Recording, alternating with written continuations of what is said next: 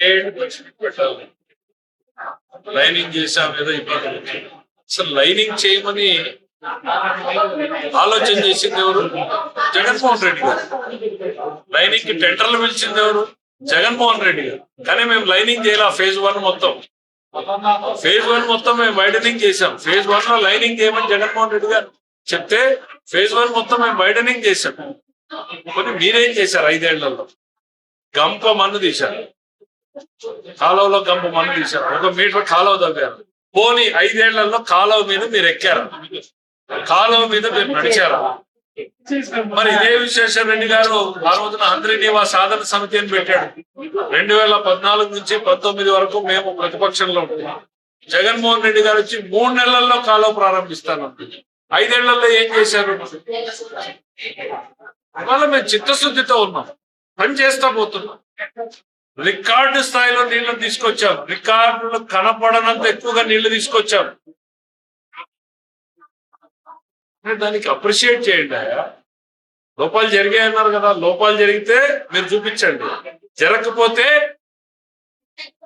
మీరు సాక్ష్యాలు ఇవ్వలేకపోతే కేసులు ఎదుర్కోండి. బట్టగాల్చి ముఖానేస్తాం, మీరు దుడుచుకోండి అంటే ప్రభుత్వం ఈ రోజు లేదు. పని చేస్తున్నాం, గర్వంగా చెప్తున్నాం, ప్రజల కోసం పని చేస్తున్నాం. ఇంకా చేయాల్సింది ఎంతో ఉంది అని బాధ్యతగా ఉన్నాం.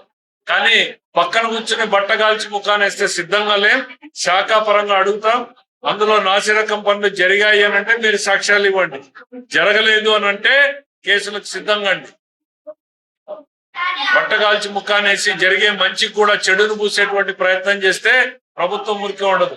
గతంలో ఇట్లానే చెప్పారు మీరు, టిటిడి మీద ఎందుకు పింక్ డైమండ్ పోయిందన్న ప్రతిభ ఆ రోజు కేసు వేశారు. మీరు గవర్నమెంట్ లోకి వస్తేనే విడ్రా చేస్తారు. ఇట్లా బట్టగాల్చి ముఖానేసే సంస్కృతి మీది. మీ ఉనికి కోల్పోయారు. జిల్లాలో మీరు ఏం చేయలేదు, ఇవాళ మేము చేస్తా ఉన్నాం. ఇంకా చేయాల్సింది ఎంతో ఉంది. మీరు ప్రజల భాషలో చెప్పాలంటే పచ్చిగా చెప్పాలి. ఆ భాష నేను చెప్పదలుచుకోలేదు, గౌరవంగా చెప్తున్నా. మీరు చేయగలిగితే సంతోషం, చేయలేనప్పుడు చేసేవాడిని చేయనియండి. జిల్లా చరిత్రలో కాదు, రాష్ట్ర చరిత్రలో ఒక ప్రాజెక్టు మీద ఒక సంవత్సరంలో 3,500 కోట్లు, తర్వాత సంవత్సరంలో 1,100 కోట్లు పెట్టినటువంటిది ఒక్క పోలవరం మినహం అనేది లేదు. మీరు 3 కోట్లు ఖర్చు పెట్టలేని మీరు మాట్లాడతారు. సిగ్గు అనిపించదా? బాధ అనిపించదా? నేను ఇంకా కూడా చెప్తున్నా, అదే విశ్వేశ్వర రెడ్డి గారు నెల్లూరులో ఏం మాట్లాడారు? కెమెరాలు లేవు, లైవ్ రికార్డింగ్ లేదనుకుని మనసులో ఉన్న మాట మాట్లాడాడు. ఏమన్నాడు ఆయన? కూటమి ప్రభుత్వంలో అద్భుతంగా పనిచేస్తుంది రాయలసీమలో, హంద్రీ నీవా గురించి అద్భుతమైనటువంటి పనులు చేశారు, మనం డిఫెన్స్ లో ఉన్నాము అని ఆయన మాట్లాడాడు. ఆత్మసాక్షిగా ఒక మాట, సాక్షి కోసం ఒక మాట వద్దు విశ్వేశ్వర రెడ్డి.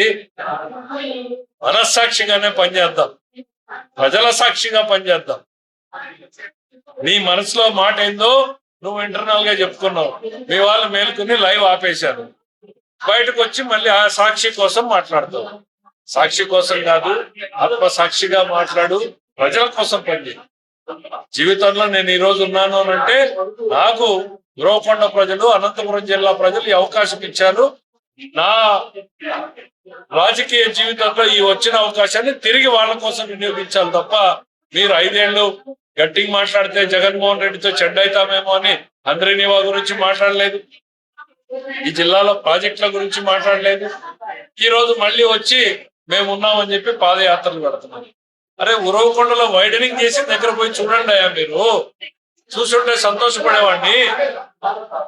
వైడనింగ్ ఎట్లా జరిగింది, ఎంత అద్భుతంగా జరిగింది అనేది కనీసం ఒక్కసారి చూడండి. రైతులు సంతోషంగా ఉంటే మీకు ఏడుపు వస్తుంది. ఎంతసేపు ఉన్నా రైతులు కష్టాల్లో ఉండాలి, ఇబ్బందుల్లో ఉండాలని కోరుకునే మనస్తత్వం విశ్వేశ్వర రెడ్డి గారిది. ఆయన ఏదో చాలా పదాలు వాడాడు, దుర్మార్గం, దౌర్జన్యం, ఇంకేదో లైనింగ్ చేశారని. అవన్నీ చేసి జగన్మోహన్ రెడ్డి గారిని ఆ రోజు ఎందుకు అడగలేకపోయారు మీరు? ఆ టెండర్ పిలిచింది జగన్మోహన్ రెడ్డి కదా లైనింగ్ చేయమని చెప్పి. అడిగావా ఆ రోజు? నోరు మెదిపావా? ఈ రోజు మళ్ళీ ప్రజల్ని మభ్య పెడతావా లైనింగ్ అని ఇంకోటని? మరి అదే కూడేరులో నువ్వు పోయినప్పుడు ఇప్పేరు చెరువుకి నీళ్ళు ఇచ్చింది చూడలేకపోయావా? ముదలాపురం చెరువుకి ఇచ్చింది నీళ్లు చూడలేకపోయావా? కరుట్లపరి చెరువుకి నీళ్లు ఇచ్చింది చూడలేకపోయావా? ఇవన్నీ కనపడవా నీకు? ప్రజల కోసం పనిచేయండి. ముఖ్యంగా విశ్వేశ్వరరెడ్డికి చెప్తున్నాను, కమ్యూనిస్టుల పేరుతో మోసం చేశావు, సిపిఐ సిపిఎం పేరుతో చేశావు, మళ్ళీ వైఎస్ఆర్ సిపి పేరుతో చేస్తున్నావు.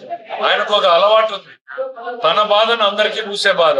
అప్పుడు కమ్యూనిస్ట్ పార్టీలో కూసాడు, ఇప్పుడు వైఎస్ఆర్ సిపికి కూస్తున్నాడు.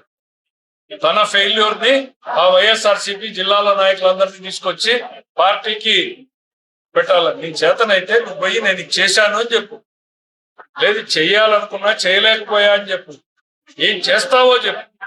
చేసే పనికి అడ్డమైంది. 5 ఏళ్ళు ఏం చేసావయ్యా?